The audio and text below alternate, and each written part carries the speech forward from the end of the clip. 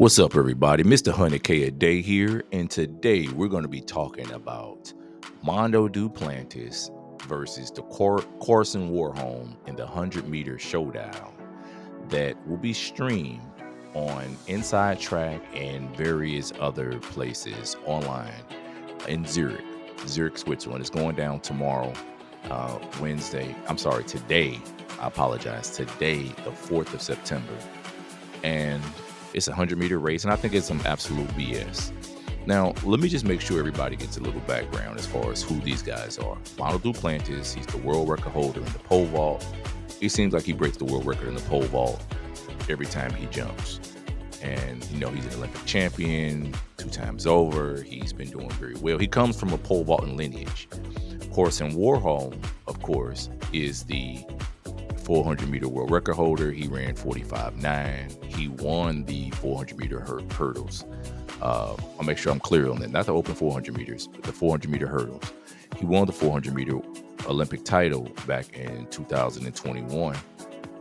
And, he really broke through in the 400-meter hurdles. As far as the world record by Kevin Young had been standing for quite some time. I believe almost 30 years before KarsTen Warholm broke it and just really has made the old record of 46.8 to be a joke now. These guys are normally running under 46.8. But my problem here is not that these guys are putting on the show. My problem here is that you take two athletes who do either an event that is the graveyard for sprinters. Everybody who knows me knows that I'm extremely, extremely against events that I feel like are events that failed athletes go to live or to die. And the 400-meter hurdles, I've been very clear, it's a sprinter's graveyard. And that's what KarsTen Warholm ruled for that time. But he hasn't been on top for a while. He may still be the world record holder, but he is definitely not the world champion right now, and he's not the Olympic champion anymore. So we're going to make sure we keep that in mind. So he does an event that is a sprinter's graveyard where the least talented sprinters go to operate, or the people who are coward sprinters go to operate. I've been very clear on that. And then we have Mondo Duplantis. And I've done videos about this already, guys. Mondo Duplantis does an event that the most talented people in track and field don't even participate in.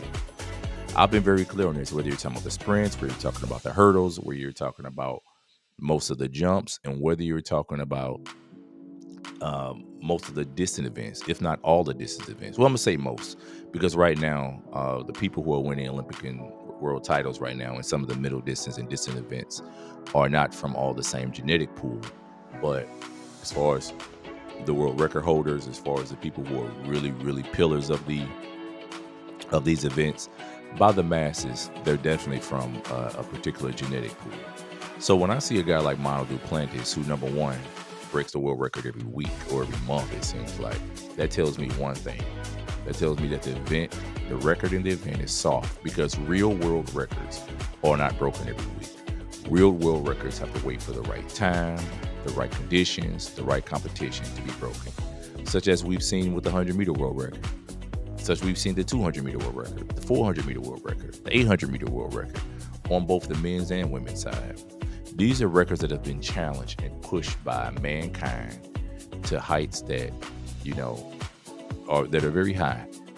And then we see the results of that. And the results are the world records are rarely broken. I think the men's 800-meter record has been standing, 12 years now?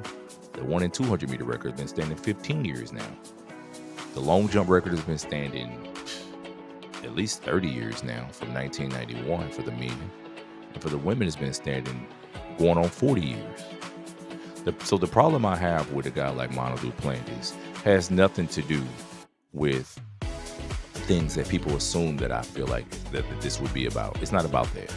It's about overhyping two athletes of a certain genetic pool.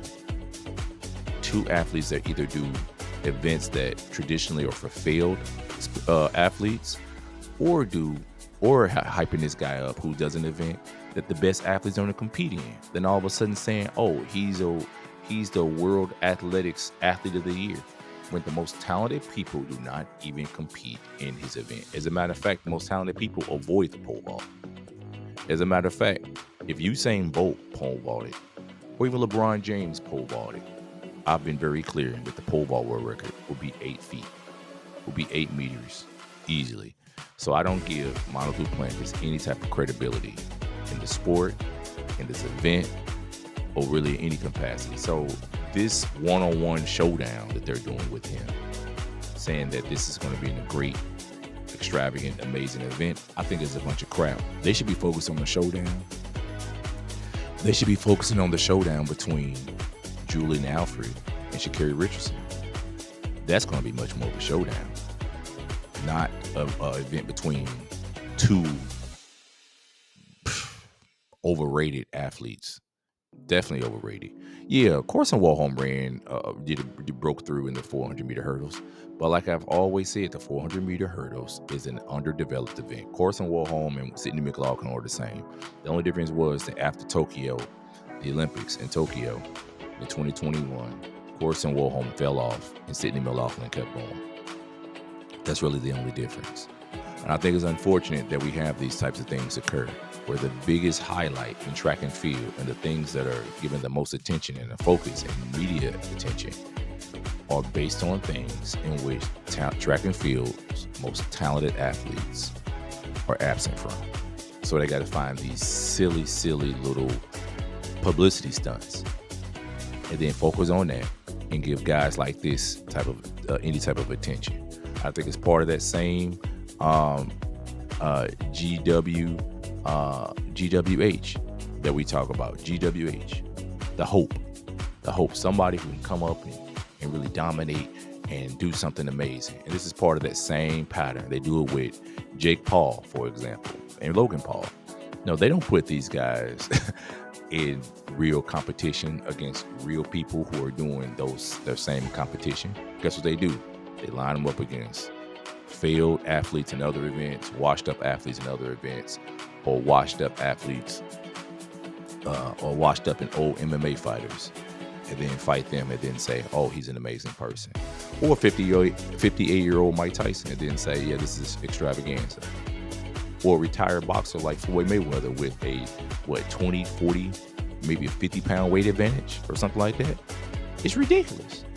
They do not line these guys up against the best because they know it's a complete and absolute joke.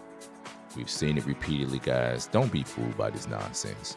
And I hope that everybody out here takes a stance against this type of BS going on in track and field and really focus on the real athletes, the Julian Alfreds, the Sharika Jacksons, the people like that.